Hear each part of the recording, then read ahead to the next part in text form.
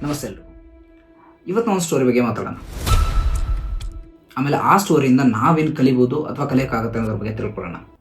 But ಅದಕ್ಕಿಂತ ಮುಂಚೆ ನನಗನ್ಸಿರೋ ಒಂದು ವಿಷಯನ ನಾನು ನಿಮ್ಮ ಜೊತೆ ಶೇರ್ ಮಾಡೋಕ್ಕೆ ಇಷ್ಟಪಡ್ತೀನಿ.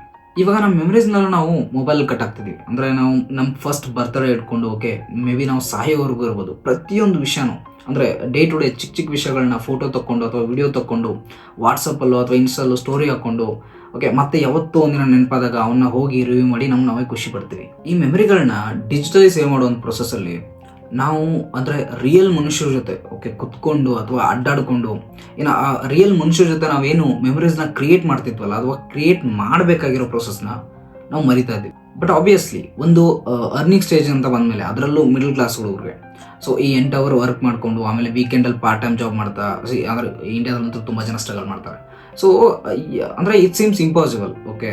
ಬಟ್ ಆದರೂ ನಾನೊಂದು ರಿಕ್ವೆಸ್ಟ್ ಮಾಡೋಕ್ಕೆ ಇಷ್ಟಪಡ್ತೀನಿ. ಅಂದರೆ ನಿಮ್ಮ ಮುಂದ್ಗಡೆ ಯಾರು ಇರ್ತಾರಲ್ಲ, ಸೊ ಅವ್ರ ಟೈಮ್ ಕೊಡಿ. ಆಮೇಲೆ ಅವ್ರ ಜೊತೆ ನೀವು ಆ್ಯಕ್ಚುಲಿ ರಿಯಲ್ ಮೆಮರಿ ಅಂದರೆ ಅಲ್ಲಿ ಇರ್ತಾರೆ ನಿಮ್ಮ ಜೊತೆ ಆ ಟೈಮಲ್ಲಿ. ಸೊ ಅವ್ರ ಜೊತೆ ರಿಯಲ್ ಮೆಮರೀಸ್ನ ಕ್ರಿಯೇಟ್ ಮಾಡೋಕ್ಕೆ ಸ್ಟಾರ್ಟ್ ಮಾಡಿ. ಬಿಕಾಸ್ ಈ ಸೋಷಿಯಲ್ ವರ್ಲ್ಡಲ್ಲಿ ನಿಮ್ಗೆ ಸಿಗೋ ಟೈಮ್ ಆ್ಯಕ್ಚುಲಿ ತುಂಬಾ ಕಡಿಮೆ. ಬಟ್ ಆದರೂ ರಿಯಲ್ ಮೆಮರೀಸ್ನ, ನಾಟ್ ಡಿಜಿಟಲ್ ಮೆಮರೀಸ್ನ ಜಸ್ಟ್ ಕ್ರಿಯೇಟ್ ಮಾಡಿ. ಇವಾಗ ಕತೆ ಕಡೆ ಬರೋಣ. ಸೊ ನಮ್ಮ ಕಥೆಯಲ್ಲಿರುವಂಥ ಹುಡುಗ ಸ್ವಲ್ಪ ಪೋಲಿ. ಯಾವತ್ತೂ ಅವನ ಹುಡುಗಿ ಜೊತೆ ವಿಡಿಯೋ ಕಾಲು, ಟೆಕ್ಸ್ಟ್ ಮೆಸೇಜು ಇದರಲ್ಲೇ ಜೀವನ ಕಳೀತಾ ಇದ್ದ.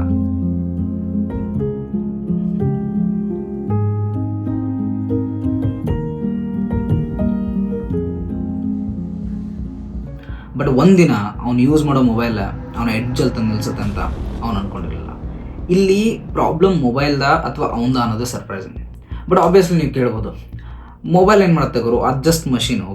ಅದಕ್ಕೆ ಜಸ್ಟ್ ಏನು ಕಮಾಂಡ್ ಕೊಟ್ಟರೆ ಸಾಕು ಅಂತ. ಬಟ್ ಎಸ್ ಅದಕ್ಕಂತಾನೆ ಅನಿಸುತ್ತೆ ಇತ್ತೀಚೆಗೆ ನಾವು ಮೊಬೈಲ್ನ ನಮ್ಮ ಬ್ರೈನ್ಗಿಂತ ಜಾಸ್ತಿ ಯೂಸ್ ಮಾಡ್ತಾ ಇದ್ದೀವಿ ಅಲ್ವಾ. ಇವಾಗ ಸ್ಟೋರಿ ಕಡೆ ಬರೋಣ.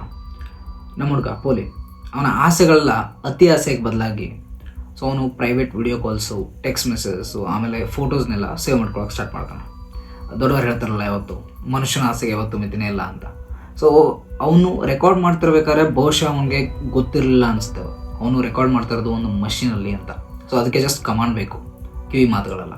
ಹೀಗೆ ಒಂದಿನ ನನ್ನ ಹುಡುಗ ಹೊರಗಡೆ ಜಾಲಿ ಮಾಡಿ ಮನೆಗೆ ಬರ್ತಾನೆ. ಮನೆಗೆ ಬಂದಾಗ ಗೊತ್ತಾಗುತ್ತಾ ಅವ್ನ ಮೊಬೈಲ್ ಮಿಸ್ ಆಗಿದೆ ಅಂತ. ಎಲ್ಲ ಕಡೆ ಹುಡುಕ್ತಾನೆ, ಬಟ್ ಮೊಬೈಲ್ ಸಿಗಲ್ಲ. ಇನ್ನೇನು ಮಾಡೋದು, ಅದೇನು ಅಂತಾರಲ್ಲ, ಬಿಟ್ಟು ಹೋದ್ರ ಬಗ್ಗೆ ಯೋಚನೆ ಮಾಡಿ ಏನು ಯೂಸ್ ಇದೆ ಅಂತ. ಸೊ ಹೊಸ ಮೊಬೈಲ್ ತೊಗೊಳ್ತಾನೆ. ಮೊಬೈಲ್ ಕಳೆದೋಗಿರೋ ಮ್ಯಾಟ್ರ್ ಬಂದ ತಕ್ಷಣ ನನಗೆ ಇನ್ನೊಂದು ವಿಷಯ ಹೇಳ್ಬೇಕನ್ನಿಸ್ತು. ಅಂದರೆ ಇತ್ತೀಚೆಗೆ ನೀವು ಈ ಮೊಬೈಲ್ ಕಳ್ಕೊಂಡಾಗ ಅಥವಾ ಮೊಬೈಲ್ ಡಿಸ್ಪ್ಲೇ ಹೋದಾಗ ಹೊಸ ಮೊಬೈಲ್ನ ಪರ್ಚೇಸ್ ಮಾಡೋದು ದೊಡ್ಡ ಮ್ಯಾಟ್ರೇ ಅಲ್ಲ. ಬಟ್ ಆ್ಯಕ್ಚುಲಿ ಈ ಹಳೆ ಮೊಬೈಲಲ್ಲಿರೋ ಎಲ್ಲ ಥಿಂಗ್ಸ್ನ ಹೊಸ ಮೊಬೈಲ್ ಇನ್ಸ್ಟಾಲ್ ಮಾಡೋದು ಇದೆಯಲ್ಲ, ಅದರಷ್ಟು ದೊಡ್ಡ ಕೆಲಸನೇ ಯಾವುದಲ್ಲ ಅಂದ್ಕೊಳ್ಳಿ. ಏನಂತಾರೆ, email I D, passwords, Google Pay, PhonePe ಅಂದರೆ UPI ಆ್ಯಪ್ಸು, ಆಮೇಲೆ ವಾಟ್ಸಪ್ ಬ್ಯಾಕಪ್ಪು, ಫೇಸ್ಬುಕ್ಕು, ಇನ್ಸ್ಟಾ, ಆಮೇಲೆ ಈ ಪ್ರೈವೇಟ್ ಕಂಪ್ನೀಸ್ಗಳದೆಲ್ಲ ಅವ್ರದ್ದೇ ಆದಂಥ ಆ್ಯಪ್ಸ್ ಇರುತ್ತೆ. ಅದರಲ್ಲಿ ಆ್ಯಕ್ಚುಲಿ ಪಾಸ್ವರ್ಡ್ಸು, ಅಂದರೆ ನಿಮಗೆ ನೆಕ್ಸ್ಟ್ ಡೇನೇ ಇನ್ನೊಂದು ಮೊಬೈಲ್ನ ಪರ್ಚೇಸ್ ಮಾಡೋಷ್ಟು ಪವರ್ ಇದ್ದರೂ ಕೂಡ ಈಗಿರೋ ಮೊಬೈಲ್ನ ಕಳ್ಕೊಂಡಾಗ ಆಗೋ ಪೇನ್ ಇರುತ್ತಲ್ಲ, I can feel that really. ಆಮೇಲೆ ಕೆಲವೊಬ್ಬರಿಗೆ ಸೆಂಟಿಮೆಂಟ್ ಇರುತ್ತೆ ಬಿಡಿ, ಅದು ಬೇರೆ ಮಾತು. ಬಟ್ ಇವಾಗ ಸ್ಟೋರಿ ಕಡೆ ಬರೋಣ. ಸೊ ಹೀಗೆ ವಾರಗಳು ಕಳೆಯುತ್ತೆ. ಒಂದಿನ ಅವ್ನ ಫ್ರೆಂಡಿಂದ ಅವನಿಗೆ ಕಾಲ್ ಬರುತ್ತೆ.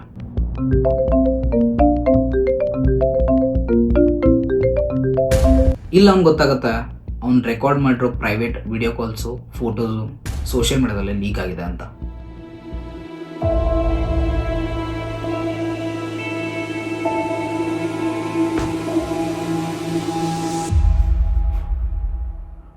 ಈ ಕಥೆನ ಇಲ್ಲಿಗೆ ಸ್ಟಾಪ್ ಮಾಡೋಣ. ಯಾಕಂದರೆ ಇದ್ರ ಮುಂದೆ ಬೇಜಾನ್ ದಾರಿಗಳಿದೆ. ಅದರಲ್ಲೂ ವರ್ಸ್ಟ್ ದಾರಿ ಅಂದರೆ ಇದೇನೋ ಸಂಪ್ರದಾಯದಿಂದ ಬಂದಿರೋರ ಥರ ಹುಡುಗ ಅಥವಾ ಹುಡುಗಿ ಇಬ್ಬರು ಸೇರಿ ಸೂಸೈಡ್ ಮಾಡ್ಕೊಳ್ಳೋದು, ಇಲ್ಲಾಂದರೆ ಧೈರ್ಯವಾಗಿ ನಿಂತ್ಕೊಂಡು ಆ್ಯಕ್ಚುಲಿ ಸಮಾಜನ ಎದುರಿಸೋದು. ಅದರಲ್ಲೂ ಸೈಬರ್ ಕ್ರೈಮ್ಗೆ ಹೋಗಿ ಕಂಪ್ಲೇಂಟ್ ಕೊಟ್ಟು ಸೋಷಿಯಲ್ ಮೀಡಿಯಾದಿಂದ ವಿಡಿಯೋನ ತೆಗೆಸ್ಬೋದು. ಅಂದರೆ ದಾರಿಗಳಿದೆ, ಚೂಸ್ ಮಾಡ್ಕೊಳ್ಳೋದಷ್ಟೇ. ಸೊ ಸಾವೇ ಎಲ್ಲದಕ್ಕೂ ದಾರಿ ಅಲ್ಲ.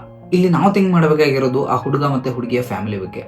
ಅಂದರೆ ಈ ಸಿಚುವೇಶನಲ್ಲಿ ಇಂಥ ಪರಿಸ್ಥಿತಿಲಿ ಈ ಸೊಸೈಟಿಯಿಂದ ಯಾವ ಥರ ಪಾಯಿಂಟ್ ಆಗುತ್ತೆ ಫ್ಯಾಮಿಲಿ ಅಂತ. ಆಮೇಲೆ ಆ ಫ್ಯಾಮಿಲಿ ಪಡೋ ನೋವಿದೆಯಲ್ಲ, ಅದು ಈ ನರಕ ಹೆಂಗಿದೆ ಅಂತ ಯಾರಿಗೂ ಗೊತ್ತಿಲ್ಲ. ಬಟ್ ಆ್ಯಕ್ಚುಲಿ ಆ ನರಕನ ಆ ಫ್ಯಾಮಿಲಿ ಇಲ್ಲೇ ಅನುಭವಿಸುತ್ತೆ. ಇಷ್ಟೊತ್ತಿಗಾಗಲೇ ನಿಮಗೆ ಅರ್ಥ ಆಗಿರೋದು ಅನಿಸುತ್ತೆ ನಾನು ಏನು ಹೇಳಕ್ಕೆ ಬರ್ತಾ ಇದ್ದೀನಿ ಅಂತ. ಬಟ್ ಇದರಲ್ಲಿ ನನ್ನ ವಿಚಾರ ಏನಂದರೆ, ಈ ಮನುಷ್ಯನಲ್ಲಿ ಆಸೆ, ಬಯಕೆ, ವಿರಹಗಳೆಲ್ಲ ತುಂಬ ಬ್ಯೂಟಿಫುಲ್ ಥಿಂಗ್ಸ್. ಸೊ ಅವೆಷ್ಟು ವೈಯಕ್ತಿಕವಾಗಿ ಪ್ರೈವೇಟ್ ಆಗಿರುತ್ತೋ ಅಷ್ಟು ಸುಂದರವಾಗಿರುತ್ತೆ. ಬಟ್ ಅದನ್ನ ಪದೇ ಪದೇ ಮರಳಿ ಪಡೆಯೋ ಆಸೆಯಲ್ಲಿ ಮನುಷ್ಯ ಮೂರ್ಖ ಆದರೆ ತುಂಬಾ ಪಶ್ಚಾತ್ತಾಪ ಪಡಬೇಕಾಗುತ್ತೆ. ಓಕೆ, ಇದಾಗಿತ್ತು ಇವತ್ತಿನ ಶಾರ್ಟ್ ಸ್ಟೋರಿ. ಸೊ ನಾನು ಇದೇ ಥರ ಶಾರ್ಟ್ ಸ್ಟೋರೀಸ್, ಆಮೇಲೆ ಅಡ್ವೆಂಚರ್ ವ್ಲಾಗ್ಸ್, ಆಮೇಲೆ ಕುಕಿಂಗ್ ವೀಡಿಯೋಸ್ ಮಾಡ್ತಿರ್ತೀನಿ.